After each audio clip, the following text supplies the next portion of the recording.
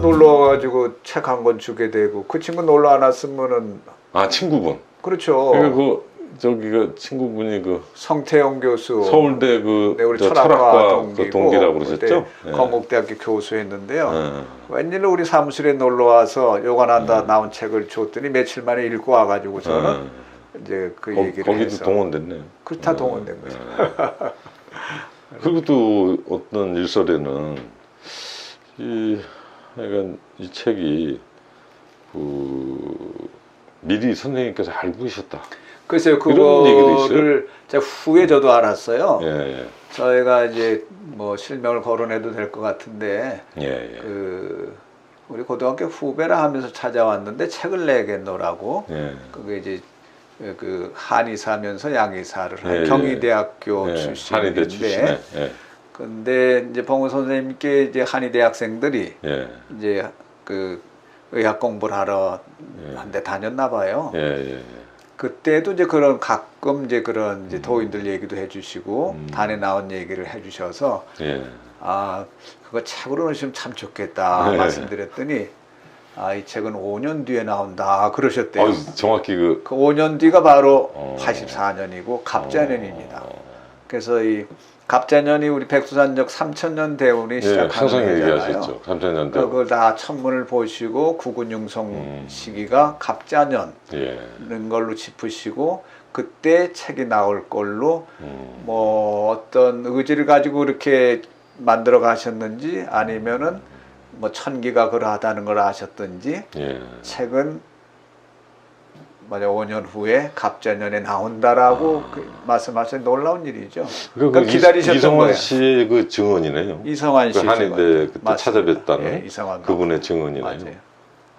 5년 후에 나온다 이렇게 그렇죠. 말씀을 아예 해주셨군요. 그러니까 기다리고 계셨던 거예요. 이제 갑자년인데 누가 책을 낼 건가 한데 웬 녀석이 와가지고 넙죽절하고 정신세계사라는 이름을 대고 뭐 그러니까 정신세계에 그런 이 녀석인가 보다 이 녀석이로구나 이러셨던 것 같아요. 그러니까 뭐 그런 참 어떻게 보면은 그 뭐 과학적으로는 이해하기 어려운 뭐 그런 작용이 있었다고 봅니다. 예.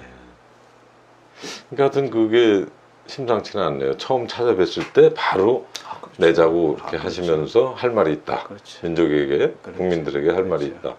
그래서 그거를 언급하신 걸 보면 예, 그런 뭔가 이게 확신 같은 게 있으신 것 같아요. 그렇죠. 예. 그래서 뭐 우리 이제 강연회를 크게 하지 않았습니까? 그 다음에 이제 그 여쭤보고 싶은 게 그렇게 이제 85년도 후로 이제 한 해 동안 베스트셀러 1위를 차지한 책이 되었는데 그리고 그 독자들의 반응이 어땠습니까? 뭐 엄청났죠. 네. 그때는 뭐 인터넷도 없고 우리가 업무를 못 볼 정도로 전화가 우리 2대 썼나 한데 다른 일을 못 볼 정도야.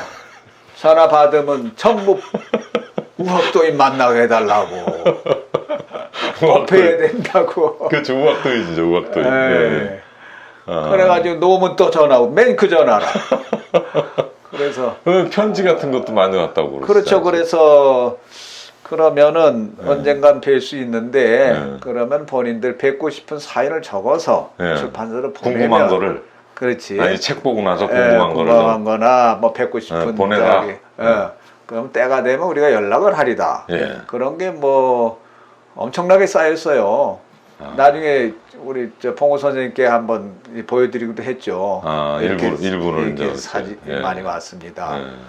그래서 하도 그래가지고 그러면은 한번 이제 독자들하고 만남을 하시면 어떨까요? 전부 다 개인적으로는 다 만나 뵙고 싶다고 했을 거 아닙니까? 그렇죠. 그거를 이제 어떻게 모아서 또 그 가운데는 이제 그 부모들이 전화도 꽤 있었어요. 부모요?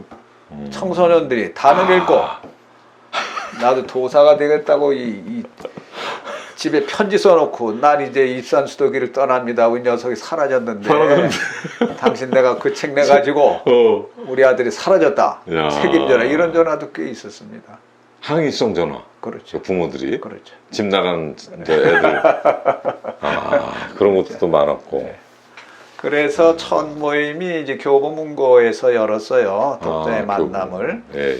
그래서 그때는 이제 그 편지 준 사람들한테 다 우리가 보내서 일일이 언제 교보문고에서 이제 우학도인과의 만남이 독자와의 있으니, 만남. 그치, 오시오에서 교보문고에서 이제 자리를 베풀어 그러면 주고. 거기가 한 뭐 200명 모이는 조그만 조그만 데요. 방이었겠죠? 예, 거기는 강당은 없었을 거고. 없었어요. 예. 뭐 조그만 곳에 꽉 찼죠. 뭐. 예. 그러고서는 한 번 더 이제 모임이 그때 출판문화협회 강당을 빌렸던가 그래서 2차 거기는 모임이 좀 있었고 한 1, 200명 들어가 100, 네. 300명.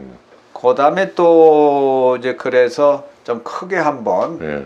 물론 출판사 입장에서는 이제 그 책을 많이 팔기 위한 이제 뭐 기대도 있고 그런 것도 있지만은 저는 뭐 최대한 우리 봉우 선생님한테 명예훼손이 안 되고 예. 누가 안 되는 걸 염두에 뒀기 때문에 예. 뭐 중요한 거 꼭 여쭤서 했어요. 아. 그래서 이렇게 요청들이 많은데 예. 한번 크게 해보시면 어떨까요? 예. 그래서 좋다 하셔가지고 그때 이제 이화여고 강당 예, 유관순 유관순 기념관이죠. 기념관. 예, 유명하죠. 거기를 했는데 주변에서 반대가 많았습니다, 사실. 왜요? 반대. 또 특히 이제 대전교 쪽에서도 반대를 그 당시에 대종교 총전교 총전교 하셨죠. 맡으셨고 예. 또 사단법인 뭐 대한유도회 유도회도 이사장을 맡으셨었죠? 그렇죠.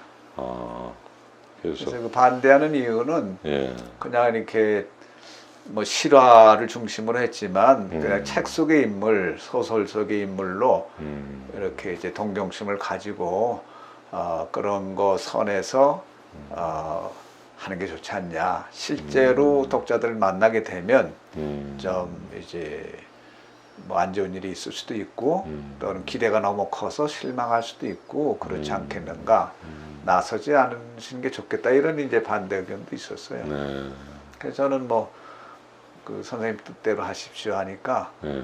책을 낸 건 그러니까 이 책이 허구가 아니고 예. 중요한 부분은 당신이 직접 이제 세상에 전하고 싶어서 하신 말씀이라는 거를 직접 육성으로 하고 할 기회를 갖는 것도 좋겠다. 그러셔서 이제 했죠. 네. 그래서 이제 강연 장소를 좀 큰 데로 물색해서 유관순 기념관. 이제 좀 컸죠? 거기 한 몇 명 들어가요? 그때 거기가 한 2,000석인데요. 2,000석이나 돼요. 그날 가니까 예.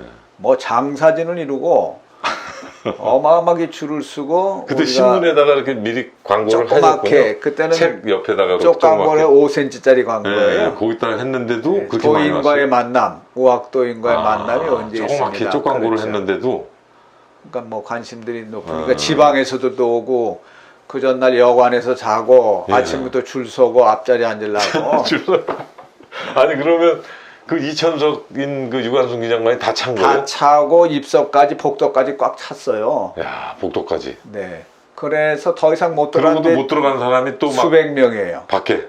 그래서 할 수 없이 아들 문을 걸어 잠궜어요.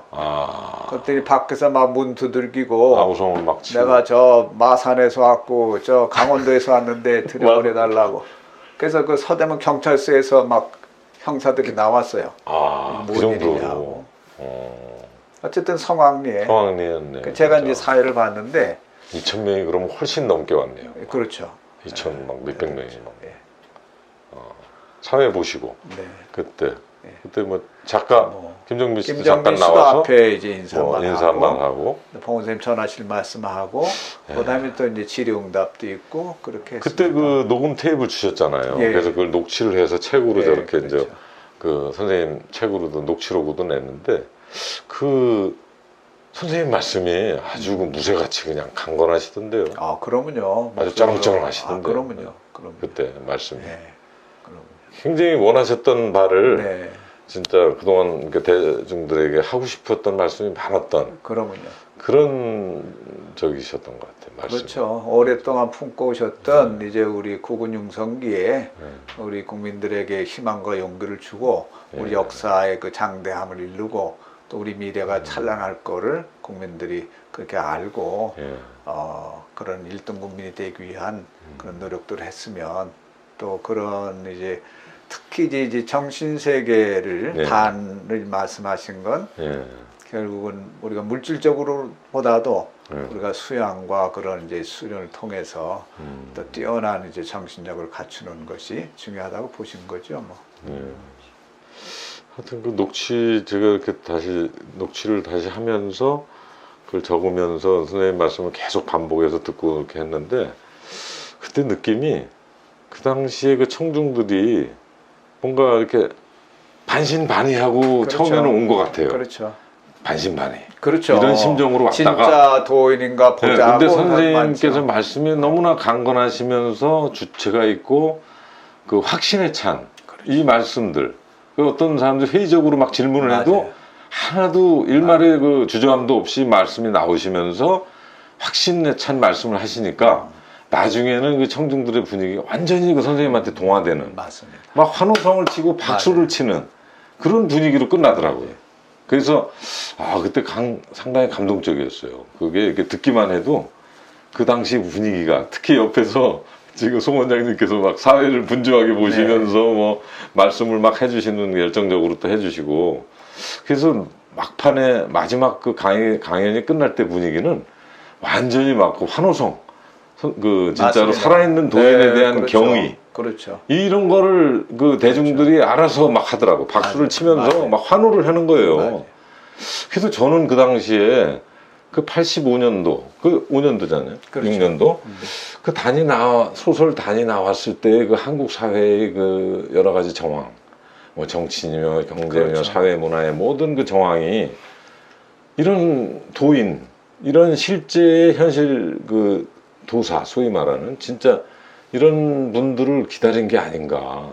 그 욕구. 그렇죠. 예, 대중들의 어떤 그 민중들의 그 욕구가 그게 딱 만나는 순간이 아니었나, 그런 것이. 처음에는 다 반신반의 하다가 소설만 읽고 이러다 실제 인물의 강연을 들으면서 그 완전히 동화돼서 거기에 막 그 경의를 표하고 나중에는 그 인정을 하는 그런 그 분위기가 그 참 이색적이었던 것 같아요. 그 당시 분위기에. 사실 군부 독재 시절 아닙니까? 그렇죠. 그 당시 뭐 그러니까 표현의 자유가 어디 있습니까? 암울했던 시절이죠. 그런 시절에 그 봉우 선생님에게 그 열광했던 그 대중들의 그 심리, 그 마음속 깊은 그것이 봉우 선생님께서 어떻게 딱 건드리셔 가지고 그 열화 같은 그 반응이 나온 게 아닌가, 그런 그렇습니다. 생각이 들어요. 그렇습니다. 네. 여러분 흥미 있게 잘 들으셨는지요?